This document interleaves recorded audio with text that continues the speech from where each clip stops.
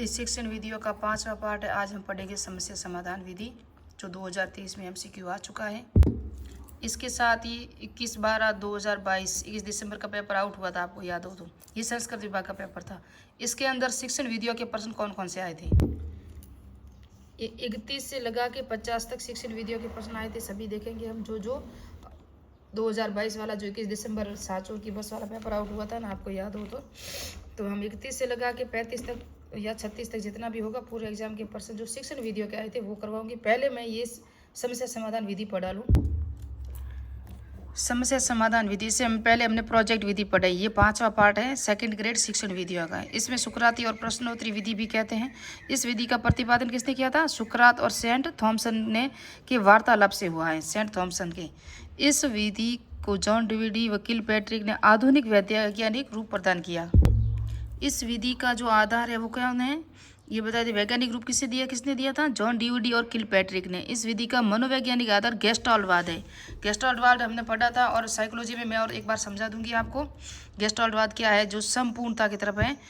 1970 में से एनसीईआरटी के द्वारा अपनाया गया। तो कब एनसीईआरटी ने कब अपनाया इस समस्या समाधान विधि को? 1970 में। इस विधि में किसी समस्या के समाधान हेतु मानसिक शक्तियों का प्रयोग करते हुए समाधान ढूंढने का प्रयास किया जाता है। यह मानसिक शक्तियाँ उन संज्ञानात्मक क्षमताओं, तर्क, चिंतन, विश्लेषण, संश्लेषण, मूल्यांकन आदि पर आधारित होती हैं। थॉमस एम रिस्क के अनुसार समस्या समाधान विधि किसी समस्या या कठिनाई के लिए व्यक्तिगत इच्छित हल प्राप्त करने के लिए ही की गई नियोजित व क्रमबद्ध मानसिक प्रक्रिया है। यह आंकड़ों का केवल संग्रह मात्र या नामित व्यक्ति के सिद्धांत जो तर्क रहित हैं में निहित नहीं होकर विचारशील चिंतन है। इनकी विचारशील चिंतन है। ये थॉमस ए रिस्क ने कहा था। और थॉमस ए रिस्क ने, आपको पता हो तो मैंने बताया था, परियोजना विधि के भी प्रकार बताए थे उन्होंने। थॉमस ए रिस्क ने 3 प्रकार की जो बताई थी, क्या बताई थी? परियोजना बताई थी। उत्पादनात्मक प्रक्रिया, बौद्धिक प्रक्रिया, उपयोग परियोजना, उत्पादनात्मक परियोजना, बौद्धिक परियोजना, विशिष्ट सीखने की परियोजना और कहानी सी लिखना वगैरह वो सब था। ये किसने बताई थी? थॉमस ए रिस्क ने। और समस्या समाधान विधि में भी इन्होंने यही कहा है। तो आगे हम बढ़ते हैं। समस्या समाधान विधि के लिए विमर्श की आवश्यकता नहीं होती। इसमें विमर्श चिंतन आधारित होते हैं। चिंतन समस्या समाधान के लिए आंकड़ों के विश्लेषण, परिकल्पनाओं का निर्माण व एक निष्कर्ष प्राप्त करने में सहायता प्रदान करता है। चिंतन 2 प्रकार का होता है। क्या होता है? चिंतन किसके अंदर है? समस्या समाधान विधि में चिंतन 2 प्रकार का होता है। एक तो है आगमनात्मक चिंतन, प्रत्यक्ष घटनाओं, उदाहरणों के लिए निरीक्षण द्वारा किसी नियम या सिद्धांत की प्राप्ति की जाती है। यह विशिष्ट से सामान्यकरण की ओर अग्रसर होता है। दूसरा जो चिंतन है वह निगमनात्मक। इस प्रकार के चिंतन में सामाजिकृत नियम और सिद्धांतों के आधार पर प्रत्यक्ष घटनाओं या उदाहरणों को समझने के लिए प्रयुक्त होता है। निगमनात्मक वो जो विधि है वो नियम से उदाहरण की ओर चलती है। और आगमनात्मक जो विधि है वो पहले उदाहरण दिया जाता है कि इस तरह से ऐसा होगा। आपको जो भी सीखना है, लिखना है, जैसे कि अगर आपको आम सीखना है तो पहले आम का चित्र बताओगे आप बचपन में, फिर धीरे धीरे आम लिखना सिखाओगे कि आम लिखने के बाद उसको वापस आम से इससे दोनों को मिलाओगे। पहले उदाहरण बताया, फिर आम न लिखना सिखाया जाता है। उस तरह से आकृतियाँ बताई जाती है ना, जो फर्स्ट क्लास में बच्चों के जो कक्षाओं में लगी होती हैं। समस्या समाधान विधि के चरण वेरी वेरी इंपॉर्टेंट है, इसको याद रखना। ये 2024 में प्रश्न शायद आया हुआ है यहाँ से। तो समस्या समाधान विधि के चरण है, देखो, समस्या का चयन करना, समस्या का चयन करना इस विधि के चरण, समस्या का प्रस्तुतिकरण, परिभाषितकरण और आंकड़ों का संग्रहण, परिकल्पनाओं का निर्माण, परिकल्पनाओं का सत्यापन और निष्कर्ष निकालना, समाधान प्राप्त करना। ये 6 चरण है। जिस तरह परियोजना विधि के भी हमने 6 चरण पढ़े थे, 6 आयाम पढ़े थे, उसी तरह से यहाँ भी है।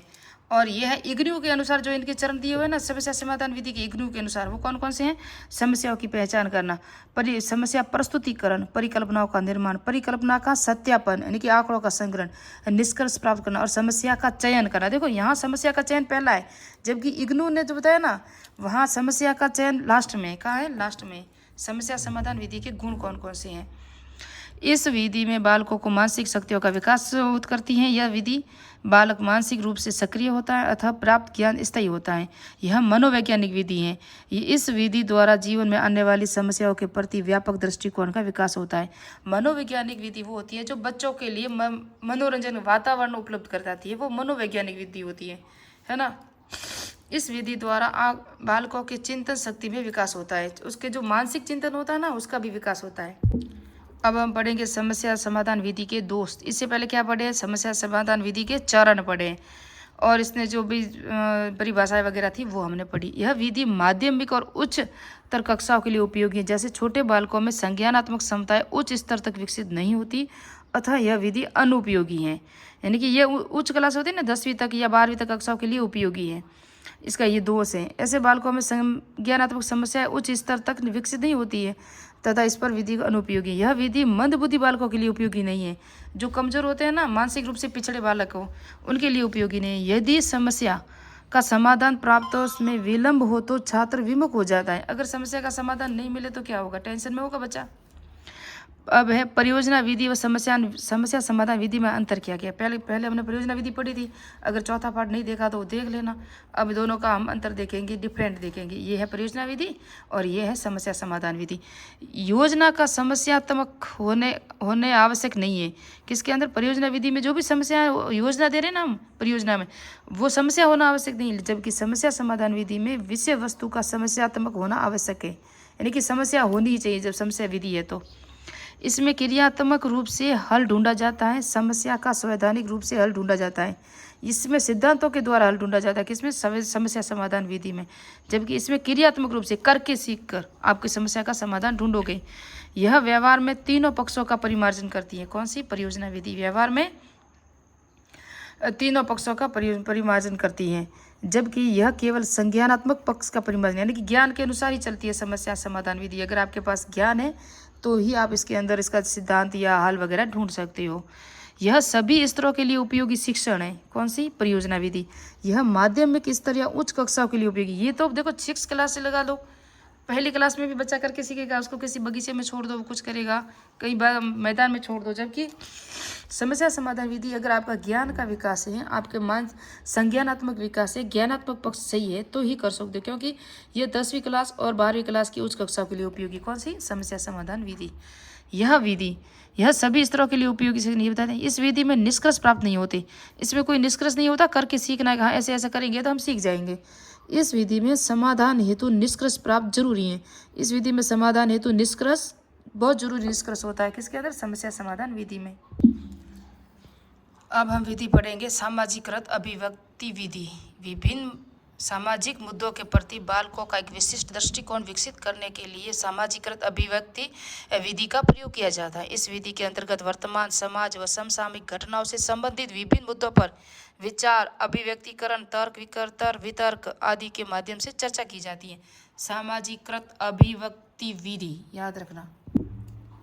नेल्सन वॉशिंग ने सामाजिकृत विधि के 5 रूप बताए। कितने रूप बताए, 5 रूप।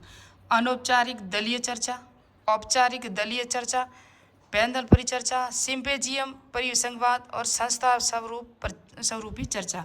ये नेशनल वॉशिंग ने सामाजिकृत विधि के 5 रूप बताए, वेरी इंपॉर्टेंट है। औपचारिक दलीय चर्चा, इस विधि में कक्षा को छोटे छोटे समूहों में विभाजित करके चर्चा की जाती है, लेकिन यह अनियमित रूप से होती है, यानी कि रोजाना नहीं होती। कभी आज हो गई, 2 दिन नहीं हुई, 3 दिन बाद और हुई, तो ये अनियमित रूप से होती है। और ये है औपचारिक अनौपचारिक दलीय चर्चा, जो छोटे कक्षा को छोटे छोटे समूह में, यानी कि 2-4 बच्चों का समूह बना जाता है, उसके अंदर की जाती है। औपचारिक दलीय समय इस चर्चा के अंतर्गत कक्ष में नियमित रूप से, ये रोजाना होती है, नियोजित या अनियोजित होती है, यानी कि इसका कोई ग्रुप वगैरह नहीं होता, जैसे जैसे बनाया वैसे चला गया, लेकिन ये नियोजित रूप से समूह में विभाजित कर किसी सामाजिक मुद्दे पर योजना स्वरूप चर्चा की जाती है। इसमें कोई मुद्दा नहीं होता, करके छोटे मोटे कक्षा में छोटे छोटे समूह को विभाजित करके चर्चा की जाती है, लेकिन यह अनियोजित होती है। इसमें आपको एक मुद्दा दिया जाएगा, उस मुद्दे पर चर्चा की जाएगी, ये विधि है। इसकी जो नेल्सन वॉशिंग ने सामाजिक विधि के रूप बताए वो है औपचारिक दलीय विधि, अनौपचारिक दलीय विधि और है पैनल चर्चा।